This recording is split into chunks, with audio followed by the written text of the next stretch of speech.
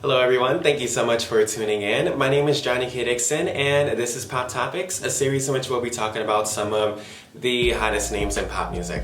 So for today's video, we're going to be talking about Selena Gomez. Just a few months ago, she released her newest studio album titled Rare, and just a few days ago on April 9th, she released the deluxe version of the album. So with this deluxe version, we got 3 new songs, and she also took the time to carefully work these songs into the album so that they really feel like a part of a body of work.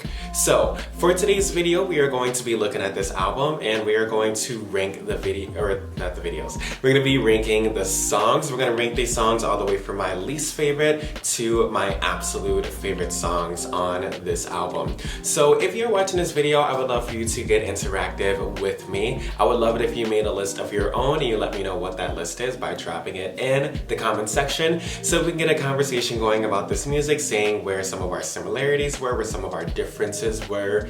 And of course, if you're liking the content that I'm putting here, I would love it if you liked, comment, and most importantly, subscribe so that I can continue to build upon this channel and we can continue opening more ways to have more conversations about music. So with that being said, let's go ahead and dive right in. So with the way that I'm going to be doing this ranking, I'm going to go off of 2 main ways. The first way that I'm going to rank is based on replay value. So how likely am I to continue listening to this song in my day-to-day life? And another way that I'm going to use it is just looking at the quality of the song. So no matter if it's a song that I'm going to be listening to a lot, I have to give credit where credit is due. So if it's an amazing song, but it's still not a song that I'm going to be listening to a lot, I still have to be honest about that rating. So we're going to start rating at number 17, my least favorite song on this album, which is Fun. Fun is it's not a fun song, no pun intended, but it's not a song that I enjoy listening to. Like, I really enjoy listening to this album. I've listened to it a lot as I was getting this video together. And I want to say I've probably listened to this album about 5 times. And every single time that I listen to this album, when I get to Fun, all of my enthusiasm about the album just drops. So Fun is such a basic song. I think that Selena did a really good job throughout the album, really showcasing an authentic side of her that, me not really being a Selena fan coming into this album, I left the album, granted after a few listens, but I left the album being a little bit more of a Selena Gomez fan, and Fun does the opposite of what the other songs have done. It's almost like a backtrack.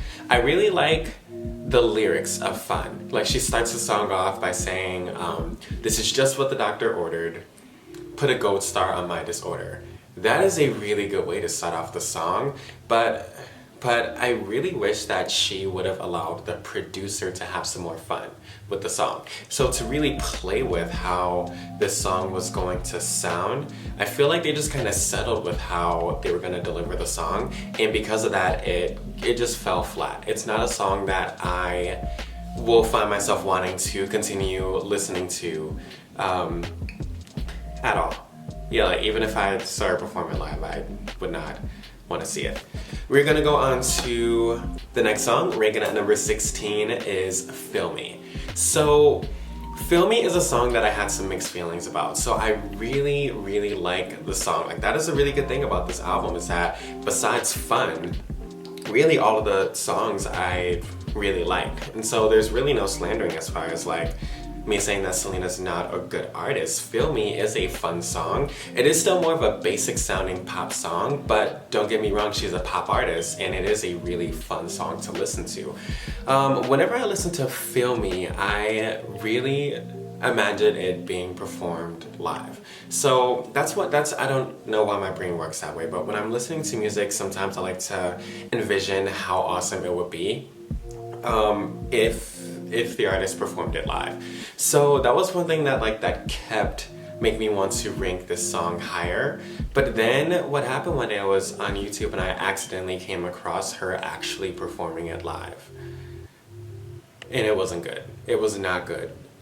It wasn't fun. It wasn't engaging. Like, she didn't seem present at all during the song. It just kind of seemed like a random decision, like, hey, I haven't performed Filmy yet. It's gonna be maybe a bonus track on my next album, so let's just do it. So so it is. It's ranked at 16. So ranking it at number 15 is Dance Again. So Dance Again on the original version of the album was song number 2. And even though I did not like Rare as the first song, I like Dance Again as the second song because it kind of let us in on where Selena was about to go. Like, is Dance Again gonna be like the feel or the aura of this album? And I really like that Dancing In kind of gave that off as I was listening to it. Dancing In is a song that I really enjoy listening to, and it's a song that I wanted to rank higher because replay value, I'm going to be listening to this song a lot. However, like I said, with the other kind of category with me ranking is the fact that with the other songs on this album, you have to give credit where credit is due. Is the fact that a lot of the songs just sound better than Dance Again. And so I wanted to rank it higher, but I couldn't. On a positive, I really like the lyrics. So I love that she starts it off with like, happiness isn't something you just sit around and wait for. Confidence is throwing your heart through every brick wall. Like, there are really powerful lyrics in the song. So once again, I wanted to rank it higher, but I couldn't, and it is what it is. So next up, ranking it at number 14, we have the title track of the album, Rare. So if being honest, when I first heard this song, it was ranking at 17. Like, it was ranking at the bottom. It was my least favorite song on the album, and I didn't like it at all. However, it's one of those songs that every time I listen to it, it starts to continue growing on me. And it's one of those songs that every time I listen to it, I kind of hear something like just really specific or little in the details of the production that I get to appreciate a little bit more about the song. One of the things I would say about Rare is that I really love the subject matter. Like, she didn't really go in at all as far as what makes her Rare, but that's fine. It was still a fun song to listen to after a few listens, and I also really like the bongo drums. Bongo drums, my favorite part of the song. I just kind of like hearing when they just sporadically come in. So ranking it at number 13 is Kinda Crazy. So Kinda Crazy, initially when I heard this song, I wanted to rank it higher. Kinda Crazy is one of those songs where it bounces between being a filler track and being an absolutely amazing track. I kinda sorta like the lyrics of the song. The lyrics are more so, it's one of the more basic lyrics. Like, it's just like, I think you're kinda crazy, and not the good kind, and you're shady. So the lyrics are basic. The production of the song is what keeps me engaged and keeps me wanting to rank it higher. So when I listen to Kinda Crazy, it reminds me every single time of Omen. So Omen, the song with Disclosure and with Sam Smith, every time I hear Kinda Crazy, it reminds me of that, like if they stripped it down a little bit more. But otherwise, Kinda Crazy, I like where it was in the album and everything, and it is a fun song, but couldn't rank it higher. So ranking it at number 12, we have Souvenir. So Souvenir is one of the new tracks that she made for the album. And Souvenir, as you can see, it's the lowest ranking of the new songs, but I do really like the song. I don't know why, but a lot of the songs on the album, they made me feel like I was underwater. Like, I don't know why I kept feeling like that, but I just kind of felt like I was like underwater and I was kind of floating through the songs, and I realized that the songs that made me feel like that were the songs that I was liking the most. So I actually really liked Souvenir. I love the little chopped up vocals that they put into the song. And once again, I really liked the vibe of the song. So ranking it at number 11, we have A Sweeter Place. A Sweeter Place, the first time I heard it, was a song that I did not enjoy. The first time I listened to it, I did not put that song on my playlist or on my library. So when I first listened to the album, Fun, Rare, and A Sweeter Place were the only songs that did not make it into my library. However, the more that I listen to A Sweeter Place, the more that this song has really grown on me and the more that I learn to appreciate the song. So Sweeter Place for me, just one word, feels like Nirvana. So it just feels like her finding literally her sweeter place, but literally her like place of enlightenment and her place of inner peace. And it's like there's a little bit of like disruption with the song. Like it's like she hasn't fully found that peace, but you can tell that she is on the way and almost there with this song. I liked that she experimented a little bit more. Like she even mentioned in an interview that when she was working on A Sweeter Place, she just told her team, like, I just want something weird, something like Kid Cudi. And then they ended up getting Kid Cudi to feature on it, and his feature, I don't want to say I don't like it, I just want to say that I don't understand it. Like, I want to understand his part because I don't like it. Like, I don't think it's serving the song at all, and it just kind of feels like he just kind of lazily did it all in one take. Like, I know that in the interview that I watched, Selena mentioned that, you know, she would give him notes and that she, you know, is very picky with what she wants on the record and how she wants it to sound. So I know that they worked on it, but if I didn't watch that interview, I would have guessed that they just did it all in one take. It was like, all right, it's Kid Cudi, here you go. So yeah, I still don't like his part, but I love the production of the song. Once again, I love that she experimented. And that's one of the reasons why this is almost ranking in the top 10 for me. It's just out of appreciation for her being willing to experiment. She kind of stays in her own lane a lot. So I like when she took a moment to, you know, kind of go out there a little bit more. This is also another one of those songs where I imagine it performed live. And it's one of those songs where if she was to bring it in a live performance, I think we would like this song a lot more. So next one up, ranking in at the top 10 is Ring. So Ring is a song that I do not listen to. It doesn't have that replay value for me. It's not something that I am interested in continuing to listen to. But it is a song where you have to give credit where credit is due.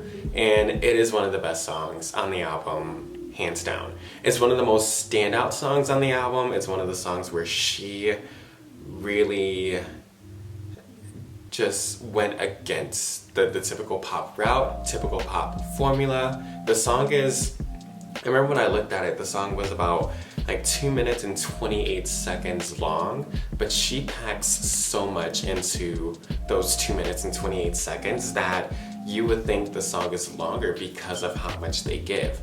I love that it's a song a bit on the slower route. I love that it has that Latin influence, and I love the confidence that she puts into the song. But once again, it's just not a song that I'm going to be listening to a lot, which is why I just had to rank it at 10. But it's one of the best songs on the album, so I figured it had to at least be in the top 10 because it is amazing, but it's not a song that I am going to keep listening to. Ranking it at number 9, we have Cut You Off. Long story short, Cut You Off, just like Ring, I think it's one of the best songs on the album. I think it's one of the more standout songs on the album. I have to give credit where credit is due, and I'm going to be listening to Cut You Off a little bit more than I would listen to Ring, which is why it ranked higher, but I don't have too much to say about Cut You Off. So ranking it at number 8, we have Vulnerable. So Vulnerable is another one of those songs that makes me feel like I am underwater. I think it's just because of like her voice, like, you know, she has like the, you know, the whispery voice, and then she also has the production that complements her whisper voice. So I think that you know, it just kind of calms you and it brings you to underwater, which is funny because I don't know how to swim. I love the lyricism of the song. I love that she says, if I showed you all my demons and we dive into the deep end, would we crash and burn like all the ones before? I absolutely love that line. or love those lines. Like that, the imagery that she gave, and just kind of the journey she takes you on with that is really fun. Ranking in at number 7, we have Boyfriend. So Boyfriend is another song that was one of the newer songs that she put in. She also made it the opener of the album. So in my opinion, she does not know how to open or close her albums sonically. However, I like Boyfriend so much more as an opener than I like Rare as the opener. I think that Boyfriend actually made us look forward to what she was going to be singing about next, and I think that thematically it establishes a bit more of the starting point for this album. Boyfriend makes us think of Fade by Kanye, and that is something that personally I do not have an issue with. I love Fade by Kanye West, and if I heard 10 other songs that sounded exactly like Fade, I would not have an issue with that. I love the track. I think she did a good job with it. I love the simplicity with the production. Like, it's just the bass, and then every now and then we added in some claps. Ranking it at number 6, we have Crowded Room. I have so much appreciation for this song. Crowded Room came just at the right time in the album. It was kind of like that breath of fresh air. Where like, if you're at a party and you just need to take a step outside and just catch your breath for a little bit or just have some fresh air. That is what Crowded Room was on this album. And it's not filler. Like, it is a breath of fresh air. That's not a piece of shit track. I loved once again, the simplicity of the production where it was just her voice. It was like, you know, kind of, I want to say it was a piano with some effects, and then it was a clap or a snap. And that was it. I love that vocally she challenges herself with the song. Do not perform this live because we will not get it right. So leave it where it is. It is a great song. I will appreciate it on the album. No shade to Selena Gomez. But if you want to get some vocal lessons and then perform it live, I would appreciate that too. That would be amazing. And it would be such a simple performance. It wouldn't be like a bunch of dancers. It would just be like her long, dark blue, black dress, like sitting by a piano and just being present and feeling the song. Like, that would be so nice for her to just perform it live after vocal lessons and just bring it. Ranking in at number 5, we have She. She is beautiful. She is amazing. She is fun to listen to. I don't know what it is about when Selena is singing about herself in third person, but it is so much more personal for me than when she's singing in first person. I actually think that learning more about who Selena is, I think that she is just more comfortable singing about herself in third person. You can tell that there's a little bit of disconnect with Selena where she doesn't fully show her personality to the public. I think that talking about herself in third person really helps her to be more honest and open about who she is and who she's going through. This is definitely another one of those songs that I imagine it performed live. I just love how the song just kind of carries you through. If I could have just multiple songs ranked, like reigning at number 1, it would definitely be She as one of those songs. So ranking it at number 4 is Let Me Get Me. So Let Me Get Me is another one of those songs that I know you're probably sick of hearing this, but it's another one of those underwater songs. Like, there's something about the way that her producer delivered this song that just kind of gave me that feel that I was just kind of floating and letting her just take me through the song. She talks about, you know, being free. She mentions that she needs to let her mind rest while her body reflects. And then she says lines like, take that tired heart and turn it inside out. Like, very powerful line. Once again, she does a good job on this album having those moments to play on imagery. I love that she like takes us to the jungle during the bridge. Like, I do not know any other way to describe that, but I feel like you get what I'm saying. Like, if any of you know Legendary Lovers by Katy Perry and the bridge, she took us to the jungle. Ranking in at number 3 is Lose You to Love Me. So Lose You to Love Me is honestly one of the most powerful songs on this record.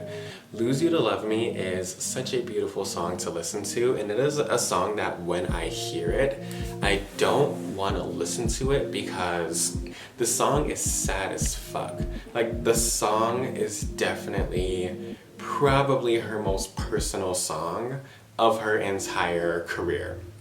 And when you listen to it, you don't want to be in that moment, but the song is that powerful that, like, I can be halfway into the second line of the first verse and I am hooked. If I wasn't so, like, dance music crazy, I would probably rank this song higher, but I'm not going to rank it higher because I know who I am. So ranking in at number 2, we have Look at Her Now. So Look at Her Now was, in my opinion, a huge missed opportunity. I know that Selena is in this part of her career where she doesn't care too much about the fame. Like, you can see that. She doesn't care too much about fame. She doesn't care too much about, you know, high spots on the Billboard. She doesn't really care about Grammys. She wants to be a happy person. She wants to take care of her mental health. And she wants to just kind of release music when she wants to.